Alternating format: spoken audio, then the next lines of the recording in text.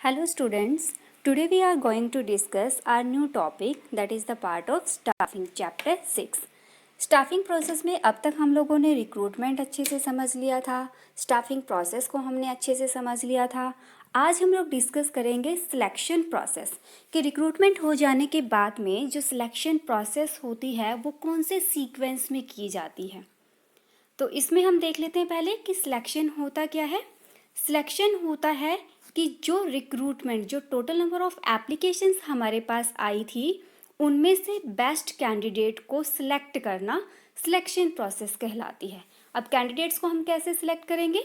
जो एप्लीकेशंस आई थी उनके बेस पे हम कुछ उन पर्सन्स के टेस्ट ले सकते हैं, कुछ मेडिकल एग्जामिनेशंस हम करा सकते हैं, डेमो हम ले सकते हैं। तो जो भी पर्सन हमारी ऑर्गेनाइजेशन में जो वैकेंट पोस्ट है उसके लिए जो अच्छा पर्सन होगा, जो कॉम्पिटेंट पर्सन होगा उसको हम सिलेक्ट कर लेंगे और बाकी जो पर्सन्स हैं जिन्होंने एप्लीकेशंस दी है उनको हम रिजेक्ट कर देंगे। तो वो हो जाएगी हमारी सिलेक्शन प्रोसेस। अब सिलेक्शन प्रोसेस से पहले एक चीज़ मैं और बता देती हूँ।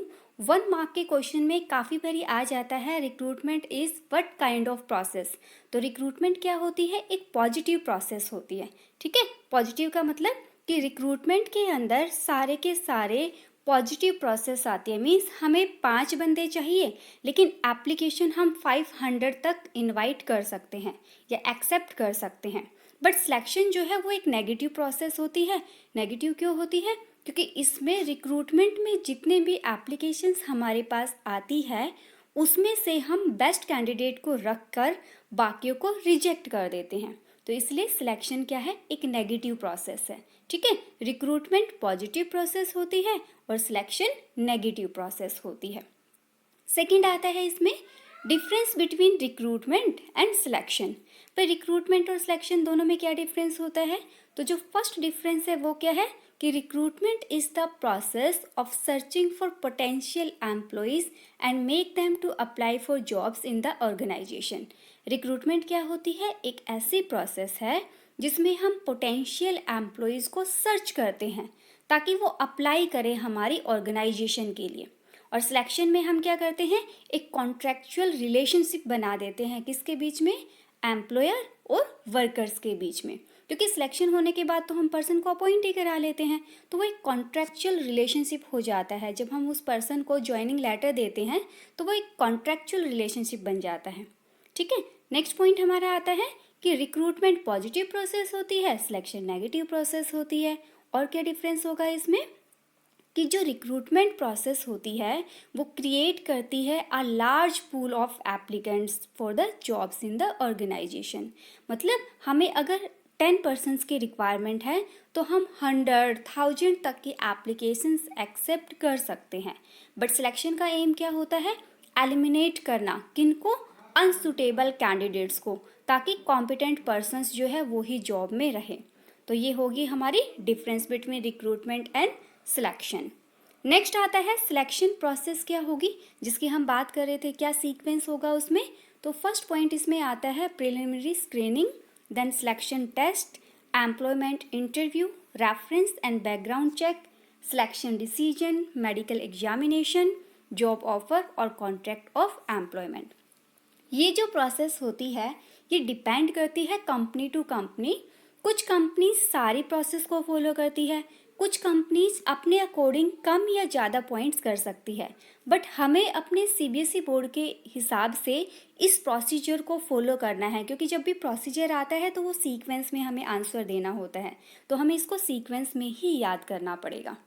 तो इसमें फर्स्ट पॉइंट हमारा आता है प्रिलिमिनरी स्क्रीनिंग, प्राथमिक जांच। सबसे पहले हम लोग क्या करते हैं कि जितने भी कैंडिडेट्स हमारे पास एप्लीकेशंस भेजते हैं उनको हम इंटरव्यू के लिए बुलाते हैं और उस इंटरव्यू में हम ये चेक करते हैं कि बंदा फिजिकली और मेंटली फिट तो है ना।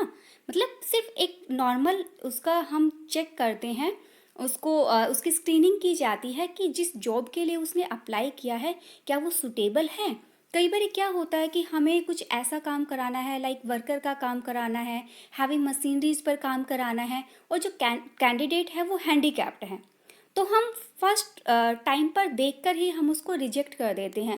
किस वजह से? क्योंकि अगर हैवी मशीनरीज के साथ उसको काम करना पड़ा तो एक्सीडेंट होने के चांसेस उस पर्सन के लिए ज़्यादा हो जाएंगे। ठीक है, तो इसीलिए हम जो फर्स्ट जो जांच करते हैं, स्क्रीनिंग करते हैं, वो इसलिए करते हैं कि सिर्फ हम एक बार चेक करना चाहते हैं कि बंदा फिजिकली और मेंटली फिट तो है ना। जो चीज़ें, जो एजुकेशन उसने बताया, जो एक्सपीरियंस उसने बताया, तो उसके हम रिकॉर्ड्स चेक कर सकते हैं। जो भी उसके पास उसके बायोडेटा है हम उसको चेक कर सकते हैं। जो भी उसकी एजुकेशनल क्वालिफिकेशन डिटेल्स हैं हम उन सारे सर्टिफिकेट्स को चेक कर सकते हैं।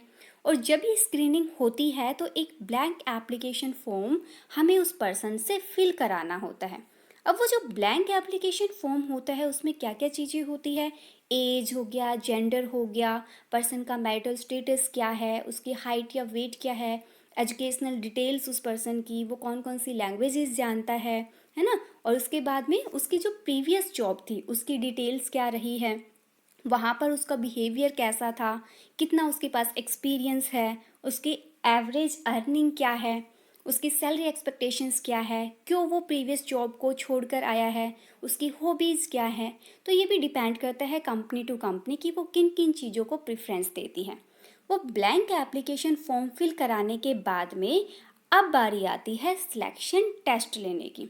तो जो सिलेक्शन टेस्ट होते हैं वो 2 टाइप्स के होते हैं, proficiency test and aptitude test. Proficiency test को भी 2 पार्ट्स में डिवाइड किया गया है, ट्रेड टेस्ट और डेक्सटेरिटी टेस्ट। और एप्टीट्यूड टेस्ट में आते हैं intelligence test, interest test, personality test and movement test. तो इसमें सिलेक्शन टेस्ट में सबसे पहला हमारा आता है इंटेलिजेंस टेस्ट। इंटेलिजेंस में हम लोग क्या चेक करते हैं? जो पर्सन है उसकी मेंटल कैपेबिलिटी को चेक किया जाता है कि वो सारे इंस्ट्रक्शंस को कितने अच्छे से अंडरस्टैंड कर लेता है, उसकी डिसीजन मेकिंग पावर कैसी है, इन चीज़ों को चेक किया जाता है। और एप्टीट्यूड टेस्ट जो है वो पर्सन की लर्निंग कैपेबिलिटी के लिए लिया जाता है, ताकि हमें ये पता लग जाए कि उस पर्सन को ट्रेनिंग की रिक्वायरमेंट होगी या नहीं होगी। तो ये लर्निंग कैपेसिटी के लिए एप्टीट्यूड टेस्ट कराया जाता है। नेक्स्ट पॉइंट आता है प्रोफिशिएंसी टेस्ट। प्रोफिशिएंसी का मतलब कि पर्सन के पास जो ऑलरेडी एग्जिस्टिंग स्किल्स है वो कैसी है, किस लेवल की है, उस चीज़ को जज करने के लिए हमें प्रोफिशिएंसी टेस्ट लेना होता है। नेक्स्ट आता है इंटरेस्ट टेस्ट। इंटरेस्ट का मतलब पर्सन का एरिया ऑफ इंटरेस्ट क्या है, किस पर्टिकुलर फील्ड में वो पर्सन एक्सपर्ट है। जैसे अगर मैं अकाउंट्स डिपार्टमेंट की बात करूं तो किसी पर्सन को टैक्सेशन का काम बहुत अच्छे से आता है, किसी को टीडीएस कैलकुलेट करना, सर्विस टैक्स कैलकुलेट करना, जीएसटी कैलकुलेशन में बहुत मज़ा आता है, उसको बहुत अच्छा लगता है। कुछ पर्सन होते हैं जो क्लैरिकल वर्क के लिए बहुत ही फेमस होते हैं, उनको उस काम में बहुत ज़्यादा इंटरेस्ट आता है। तो जो भी पोस्ट वो पर्सन ज्वाइन करने जा रहा है उसमें उसका एरिया ऑफ इंटरेस्ट क्या है, उसको चेक करने के लिए इंटरेस्ट टेस्ट लिया जाता है। नेक्स्ट आता है पर्सनालिटी टेस्ट। पर्सनालिटी का मतलब उस पर्सन की जो पर्टिकुलर पर्सन होगा उसकी पर्सनल क्वालिटीज़ क्या है। अब पर्सनालिटी का मतलब दोनों तरीके से हो सकता है, आउटर भी और इनर पर्सनालिटी भी। आउटर पर्सनालिटी का मतलब बंदे की ड्रेसिंग सेंस कैसी है, दिखने में बंदा कैसा है ना। और इनर का मतलब क्या होता है, उसका एप्टीट्यूड लेवल कैसा है, उसका इंटरेस्ट कैसा है, कैसा मूड उस पर्सन का है, कैसी परसेप्शन है, कैसा बिहेवियर उस पर्सन का है, वो उसका क्या होगा, आउट इनर होगा। ठीक है। नेक्स्ट आता है कि हम उसके बाद एक इंटरव्यू ले लेते हैं जिसमें कुछ टर्म एंड कंडीशंस होती है, कुछ टेस्ट होते हैं, उसके बेस पर हम उस पर्सन को फाइनल कर देते हैं। तो ये थे हमारे टेस्ट। अब टेस्ट होने के बाद क्या होता है, अब एक फाइनल एम्प्लॉयमेंट इंटरव्यू लिया जाता है। ये इंटरव्यू लेने का भी जो स्टाइल होगा वो डिपेंड करता है कंपनी टू कंपनी। जैसे कुछ एक तरह का इंटरव्यू लेते हैं, कुछ एक से ज़्यादा टाइप से इंटरव्यू लेते हैं, जैसे ग्रुप इंटरव्यू हो गया, कुछ पैनल इंटरव्यूज़ भी कराते हैं, कुछ टेलीफोन इंटरव्यू कराते हैं, कुछ वीडियो कॉन्फ्रेंसिंग कराते हैं। तो ये भी हमारे डिफर टाइप के हो सकते हैं। तो एम्प्लॉयमेंट इंटरव्यू का मतलब कि जो कैंडिडेट सिलेक्शन टेस्ट देने के बाद फाइनलाइज हो चुका है उसका अब एक फाइनल इंटरव्यू लिया जाएगा। इंटरव्यू लेने के बाद जो कैंडिडेट सिलेक्ट हो जाते हैं, यानी कि जिन्होंने टेस्ट भी क्लियर कर दिया, जिन्होंने अपना इंटरव्यू भी क्लियर कर दिया, अब क्या होगा, रेफरेंस एंड बैकग्राउंड चेक किया जाएगा।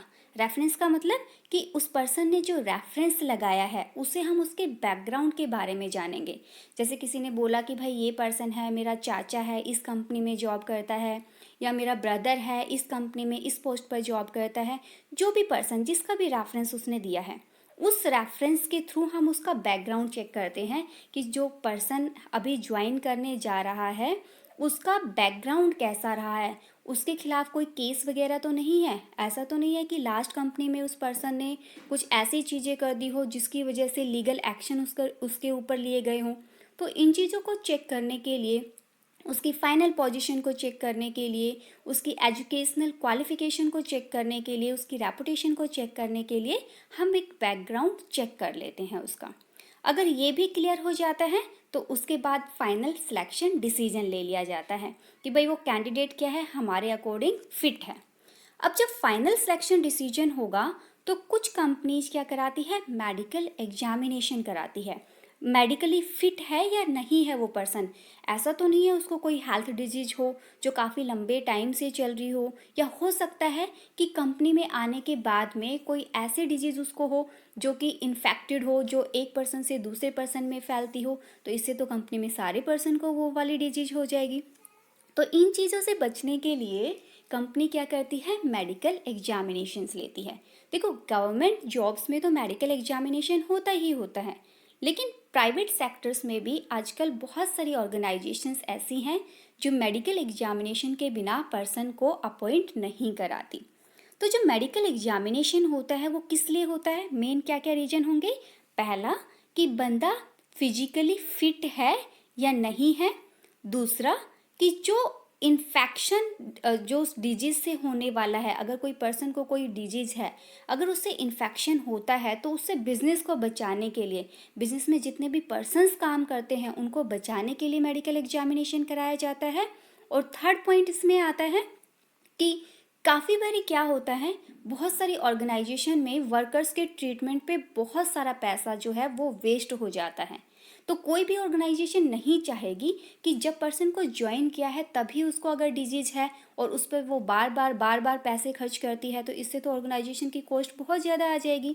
तो उस कॉस्ट से बचने के लिए भी बहुत सारी ऑर्गेनाइजेशन मेडिकल एग्जामिनेशन कराती है।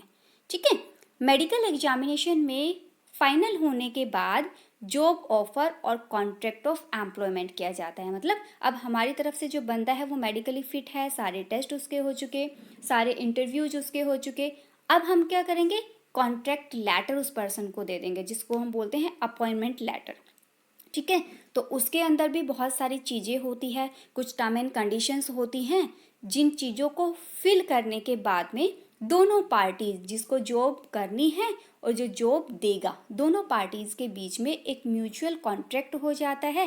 लाइक भी सैलरी आपकी क्या रहेगी, जॉब एंड रिस्पॉन्सिबिलिटीज़ आपकी क्या रहेगी, क्या ऑर्गेनाइजेशन में टाइमिंग्स रहेंगी, क्या रूल एंड रेगुलेशंस रहेंगे, अगर पर्सन को छुट्टियां लेनी है, लीव्स लेनी है तो क्या कंडीशंस रहेंगी, कितनी छुट्टियां उसको फ्री मिलेगी, कितनी छुट्टियों के जो पैसे हैं या सैलरी डिडक्शन है वो किस प्रकार से किया जाएगा। तो इस तरीके से जो सारी सिचुएशंस है, सारे रूल एंड रेगुलेशंस है, उनको अच्छे से अंडरस्टैंड करने के बाद ही दोनों पार्टीज़ में एक कॉन्ट्रैक्ट साइन कराया जाता है। और उस कॉन्ट्रैक्ट की एक कॉपी ऑर्गेनाइजेशन अपने पास रख लेता है और एक कॉपी उस पर्सन को हैंड ओवर कर दी जाती है फॉर फ्यूचर रेफरेंस। ठीक है, और उसके बाद में उसको एक अपॉइंटमेंट लेटर मिल जाता है जो कि प्रूफ होता है उस पर्सन की ज्वाइनिंग का। तो ये थी हमारी सिलेक्शन प्रोसेस जो कि स्टाफिंग का ही एक पार्ट था। अब नेक्स्ट क्लास में हम लोग डिस्कस करेंगे ट्रेनिंग एंड डेवलपमेंट। हमने पर्सन की स्टाफिंग कर दी, रिक्रूटमेंट हो गया, सिलेक्शन हो गया। अब सिलेक्शन करने के बाद प्लेसमेंट जब हम देंगे तो अगर पर्सन को रिक्वायरमेंट है उसको ट्रेनिंग देने की तो उसको ट्रेनिंग दी जाएगी।